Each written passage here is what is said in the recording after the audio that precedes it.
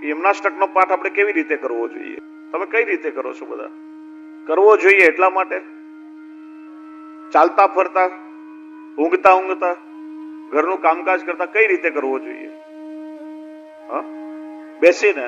મહાપ્રભુજી આજ્ઞા કરી કે બેસીને યમુનાજીનો પાઠ કરવો. કઈ રીતે કરવો જોઈએ? યમનાષ્ટકમાં શું આજ્ઞા કરી છે? હા, તવાષ્ટક મિદમ મુદા અને પઠતી સુર સૂતે સદા. મુદા અને સદા. ચાલતા ફરતા કે ખાતા પીતા કે બેઠા બેઠા કે ઊંઘીને કે આસન પર બેસીને એવું નહીં. આ બે વસ્તુ યાદ રાખવાની. કોઈ પણ પ્રકારે કરો, પણ એક તો મુદા અને સદા. મુદા એટલે મનની પ્રસન્નતાથી, શ્રીયમનાજીના મહાત્મ્ય જ્ઞાનપૂર્વક, શ્રીયમનાજીના સ્વરૂપને હૃદયમાં ધારણ કરી, શ્રીયમનાજીના સ્વરૂપમાં શ્રદ્ધા રાખી અને પ્રસન્ન ચિત્તથી યમનાષ્ટકનો પાઠ કરવો. અને સદા એટલે નિત્ય. નિત્ય આ રીતે પાઠ કરવો જોઈએ. ખાલી કરવા ખાતર કરીએ તો એનું કઈ ફળ ના મળે. આ ક્રિયાના રૂપમાં નિષ્ફળ નહીં જાય, પણ સ્વરૂપાનંદની અનુભૂતિ નહીં થાય. પ્રસન્ન ચિત્તથી, શ્રદ્ધાથી. એવું જરૂરી નથી. આજકાલ તો ઘણા બધા પ્રકાર ચાલે છે. આ સંપૂર્ણ પાઠ કરો, પહેલો પાઠ કરો. શ્રી મહાપ્રભુજી એવી કોઈ આજ્ઞા નથી કરી. બે જ આજ્ઞા છે, મુદા અને સદા. એક પાઠ ભલે કરો અને સાથે સાથે પાઠના જે અક્ષરો, શબ્દો છે ને, એની ઉચ્ચાર શુદ્ધિનો પણ આગ્રહ રાખો, કેમ કે ભાષામાં બહુ જરૂરી છે. એક કાના માત્રનો પણ ફરક પડે કે રસવઈ દીર્ઘઈનો પણ ફરક પડે ને, તો અર્થનો અનર્થ થઈ જતો હોય છે. ઘણી જગ્યાએ વૈષ્ણવ પાઠ કરતા હોય તો એટલું અશુદ્ધ ઉચ્ચારણ હોય ને કે સાંભળીને આપણને થાય કે આ શું બોલી રહ્યા છે, અને સાવ અર્થનો અર્થ. જેમ શ્રી કૃષ્ણ શરણમના વિષયમાં શુદ્ધ મંત્ર શું છે? શ્રી કૃષ્ણ શરણમ મમ. પેલા ઘણા વૈષ્ણવના ત્યાં જઈએ તો મંત્ર લખ્યો હોય શ્રી કૃષ્ણ શરણમ મમ. મની બાજુમાં પેલા બિંડા હોય. સાવ અનર્થ થઈ જાય, બિલકુલ વિપરીત અર્થ થઈ જાય એનો. એટલે કોઈ પણ મંત્ર કે પાઠ કરો જ્યારે, ત્યારે એની ઉચ્ચાર શુદ્ધિ પણ બરાબર હોવી જોઈએ. જેમ સર્વોત્તમજીના પાઠ માટે શું આજ્ઞા કરી? શ્રદ્ધા વિશુદ્ધ બુદ્ધિથી. શ્રદ્ધા અને વિશુદ્ધ બુદ્ધિથી. એમ યમનાષ્ટકનો પાઠ મુદા એટલે પ્રસન્ન ચિત્તથી, આનંદથી નિત્ય તમે કરો તો શ્રીયમનાજીની કૃપા ચોક્કસ તમારા પર થાય. 252 વૈષ્ણવમાં કિશોરીબાઈની વાર્તા આવે છે. નાનપણમાં પિતાની સાથે ઘરમાં ઠાકોરજીની સેવા કરે. એમના પિતાએ શીખડાવેલો શ્રી યમનાષ્ટકનો પાઠ નિત્ય કરે. નાનપણમાં એમના લગ્ન થઈ ગયેલા. એ સમયે બાળ વિવાહ થતા હતા. ભગવદ ઈચ્છાથી નાનપણમાં જ પતિનો દેહાંત થઈ ગયો. પિતાની સાથે રહેવા લાગ્યા. ઠાકોરજીની સેવા કરે, નિત્ય યમનાષ્ટકનો પાઠ કરે. થોડા સમયમાં પિતાનો પણ દેહાંત થયો. એક બેન હતી, પરણીને સાસરે ચાલી ગઈ હતી. ઘરમાં સાવ એકલા થયા. ઠાકોરજીની સેવા કરે, યમનાષ્ટકનો પાઠ કરે, અને કઈ કર ઠાકોરજીએ શું કસોટી લેવી હશે? તેમના શરીરમાં કોઈક રોગ થયો.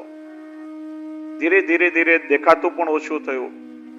બેન સાસરેથી આવે, ચાકરી કરે, જમાડતી જાય. હવે તો આ કિશોરીબાઈની ચાકરી બેનને પણ અઘરી લાગે. વારે ઘડીએ મેણા મારતા જાય. ના દુઃખ એમનાથી સહન ન થાય. આવી અવસ્થામાં આખો યમનાષ્ટકનો પાઠ પણ વિસરાઈ ગયો. એક જ પંક્તિ યાદ રહી, વિશુદ્ધ મથુરા તટે સકલ ગોપ ગોપી વૃતે કૃપા જલધિ સંશ્રિતે મમ મન સુખમ ભાવ્ય. બસ એક પંક્તિનો પાઠ નિત્ય કરે. અને શ્રી યમુનાજીએ કેવી કૃપા કરી કે લૌકિક સ્ત્રીનું સ્વરૂપ ધારણ કરી શ્રી યમુનાજી ત્યાં આવ્યા. આજ્ઞા કરી કે હું તારી દૂરની સગી થાઉં છું, મારું નામ યમુના છે. અને શ્રી યમુનાજી સ્વયં કિશોરીબાઈની સેવા કરે. એક સમય શ્રી ગુસાઈજી ગામમાં પધાર્યા ત્યારે કોઈ વૈષ્ણવે વિનંતી કરી, કૃપાનાથ, આપની પેલી સેવિકા છે કિશોરીબાઈ બહુ દુખિયારી છે, આપ કૃપા કરીને દુઃખ દૂર કરો. શ્રી ગુસાઈજી એમના ઘરે પધાર્યા તો આપે દર્શન કરે કે સ્વયં શ્રી યમુના મહારાણીજી કિશોરીબાઈની સેવા કરી રહ્યા છે. શ્રી ગુસાઈજીએ એમના મસ્તક પર પોતાનો શ્રીહસ્ત પધરાવ્યો. કિશોરીબાઈને દિવ્ય ચક્ષુથી શ્રી ગુસાઈજીના સાક્ષાત ભગવત સ્વરૂપે અને શ્રી યમુનાજીના એમના મૂળ સ્વરૂપે દર્શન થયા. ત્યારે કિશોરીબાઈએ દંડવત કર્યા, વિનંતી કરી, કૃપાનાથ, આ શ્રી યમુનાજીની કૃપાથી મને તનોનવત્વની પ્રાપ્તિ થઈ, એટલે મારો દેહ હવે અલૌકિક થઈ ગયો. હવે આપ કૃપા કરીને મને ઠાકોરજીની સેવા પધરાવી દો, તો બાકીનું જીવન હવે ભગવત સેવામાં વિતાવું. ત્યારે શ્રી ગુસાઈજીએ આજ્ઞા કરી, કિશોરી, તારા પર શ્રી યમુનાજીએ કૃપા કરી છે. શ્રી યમુનાજીની વાલુકા પધરાવી આપી. અને વાલુકા એટલે સૂકી રજ, આ શબ્દ ધ્યાન રાખજો. સિકતા એટલે ભીની રજ. ભાગવતજીમાં કાત્યાયની વ્રતમાં સિકતા એટલે રજભક્તો યમુનાજીની ભીની રજમાંથી કાત્યાયનીની પ્રતિમા સિદ્ધ કરીને અર્ચન કર્યું. અને વાલુકા એટલે સૂકી રજ એ પધરાવી આપી. એની સેવા કિશોરીબાઈ કરે અને શ્રી યમુનાજીની વાલુકામાં નિત્ય એમને ભગવદ લીલાના દર્શન થતા. એવી કૃપા શ્રી યમુનાજી એમના પર કરી છે. યમ ધાતુ છે, યમ એટલે લઈ જવું. આપણા જેવા અનેક દોષોથી ભરેલા કલિયુગના જીવોને, એ જીવના દોષોનો વિચાર કર્યા વગર એ જીવને નિર્દોષ બનાવી પ્રભુ સુધી લઈ જાય છે, પ્રભુ સુધી પહોંચાડે છે. એટલા માટે એમનું નામ થયું યમુના. જેમ તોફાની બાળક હોય અને માં વાત્સલ્યથી પોતાના બાળકને ખોળામાં તેડીને પિતાના ખોળામાં મૂકી દે, એમ શ્રી યમુનાજી વાત્સલ્યથી પોતાના ભક્તોને પ્રભુના ચરણ સુધી પહોંચાડે છે. જેના પર શ્રી યમુનાજી કૃપા કરે એ જીવનો હાથ પકડી ઠાકોરજીના ચરણારવિંદ સુધી પહોંચાડે છે, પ્રભુને સોંપી દે છે. હે પ્રભુ, આ જીવ હવે આપનો છે. અનેક જન્મ જન્માંતરથી આપનાથી વિખૂટો પડ્યો ત્યારથી આ જીવ લૌકિકમાં ભટકી રહ્યો છે. હવે આપના ચરણ સુધી પહોંચ્યો છે. આપ એના પર કૃપા કરો, આપ એને સાચવો. જેમ કોઈ નાનું બાળક હોય ને, એના મનમાં કોઈ ઈચ્છા હોય તો પિતાનો ડર હોય, સીધે સીધું પિતાને ના કહે, એની મમ્મીને કહે, માને કહે, મમ્મી એટલું કામ કરાવી દે ને મારું. એટલે માં પછી પિતાને ભલામણ કરે, અને માં કહે ને પછી પિતાની તાકાત ના કહેવાની ન હોય. એમ શ્રી યમુનાજી ઠાકોરજીને ભલામણ કરે. પિતા પાસે ના ચાલે એટલે બાળક માનો શરણ લે, માનો આશ્રય કરે. એટલે માં પોતાના પતિ પાસે દીકરાની બધી ઈચ્છાઓ પૂરી કરાવે, એ આવડત મામાં હોય. એમ શ્રી યમુનાજી એવા કૃપાળુ છે કે આપણા જેવા દુષ્ટ સ્વભાવવાળા જીવોને જીવના ગુણ દોષોનો વિચાર કર્યા વગર પ્રભુના ચરણારવિંદ સુધી પહોંચાડે છે. એટલે જ્યારે જ્યારે આપણે શ્રી યમુનાજીનું નામ લઈએ ને, ત્યારે શ્રી યમુનાજીના બે ગુણોને યાદ કરવાના. એક તો ભક્તિદાતા અને બીજું શ્રી યમુનાજી સાક્ષાત ઠાકોરજીની કૃપા શક્તિ છે. શ્રી મહાપ્રભુજી આજ્ઞા કરે છે કે શ્રી યમુનાજીના નામમાં અપાર સામર્થ્ય રહેલું છે. પ્રસન્ન ચિત્તથી, આનંદથી જીવ જ્યારે શ્રી યમુનાજીનું નામ લે ત્યારે શ્રી યમુનાજીની અસીમ કૃપા એ જીવ પર થાય છે. આપણે શ્રી યમુનાજીનું નામ કેવી રીતે લેવું જોઈએ? બાલબોધ, સિદ્ધાંત મુક્તાવલી, સિદ્ધાંત રહસ્ય, નવરત્ન, કૃષ્ણાશ્રય, ચતુશ્લોકી, સેવાફલ, આ બધા ઉપદેશાત્મક ગ્રંથો છે. આપશ્રીના સેવકોને જ્યારે જ્યારે કોઈ મનમાં શંકા થઈ, કોઈ દ્વિધા થઈ, ત્યારે એમની શંકાના સમાધાન માટે શ્રી મહાપ્રભુજી આપેલા ઉપદેશો છે. એ પાઠ તમે મોઢે કરતા હોય, ચિંતા કાપી ન કાર્ય નિવેદિતાત્મ ભી કદાપી પુષ્ટિસ્તો ન કરી શકે લૌકિકીમ, તમે બોલો. પણ જ્યાં સુધી એનો અર્થ તમને ખબર નથી, એ પાઠ કરવાનો કોઈ હેતુ નથી. સર્વદા સર્વભાવે ન ભજનીયો વ્રજાદીપ સોસ્યાયમેવ ધર્મોહી નાન્યક્વાપી કદાચન.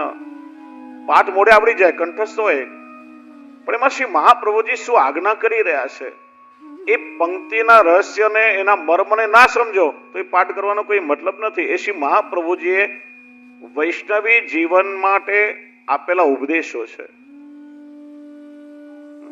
આ વસ્તુ ધ્યાનમાં રાખો. તો યમુનાષ્ટક સ્તોત્ર છે, અને શ્રી યમુનાષ્ટક અને સર્વોત્તમજી વૈષ્ણવ માટે મંત્રાત્મક છે.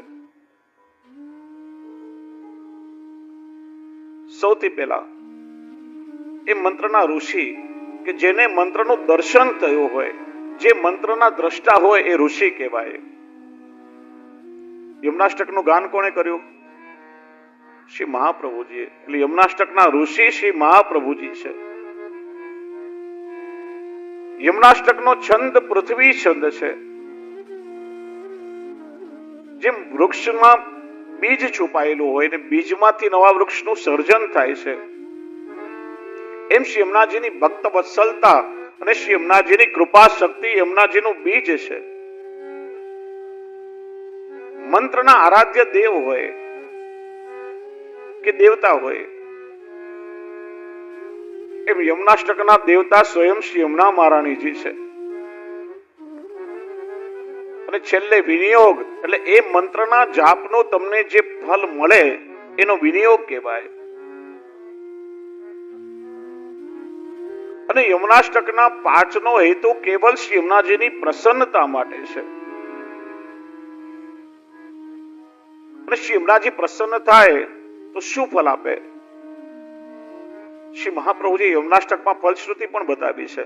સમસ્ત દુરિતક્ષયો ભવતી વૈ મુકુંદે રતિ તયા સકલ સિદ્ધયો મુરરી પુશ્ચ સંતુષ્યતિ અને સ્વભાવ વિજયો ભવેત. શ્રી મહાપ્રભુજી સ્વયં આજ્ઞા કરે છે, તવ અષ્ટકમ ઇદમ પઠતી. યમુનાજીને વિનંતી પણ કરીશ કે આપનો આ અષ્ટક 8 શ્લોકનો છે એટલે અષ્ટક અને 9માં ફળશ્રુતિ જે કોઈ શુદ્ધ હૃદયથી કરશે એને આ સ્તોત્રમાં રહેલા સર્વ ફળોની પ્રાપ્તિ થશે. આપણે આગળ પણ જોયું કે અનેક મહાનુભાવો યમુનાજીના સ્તોત્રો ગાયા છે, પણ બધાની અહીંયા ઇદમ કહ્યું છે કે આ સ્તોત્રનો જે કોઈ પાઠ કરશે, શ્રી પુરુષોત્તમજી સદાનો ભાવ બતાવે છે. નિયમિત રીતે શ્રદ્ધાપૂર્વક, વિશ્વાસપૂર્વક, પ્રેમપૂર્વક યમુનાષ્ટકનો પાઠ કરશે, પ્રસન્ન ચિત્તથી એનો પાઠ કરશે તો આમાં રહેલા દરેક ફળની એને પ્રાપ્તિ થશે. પેલું શું બતાવ્યું? સમસ્ત દુરિતક્ષયો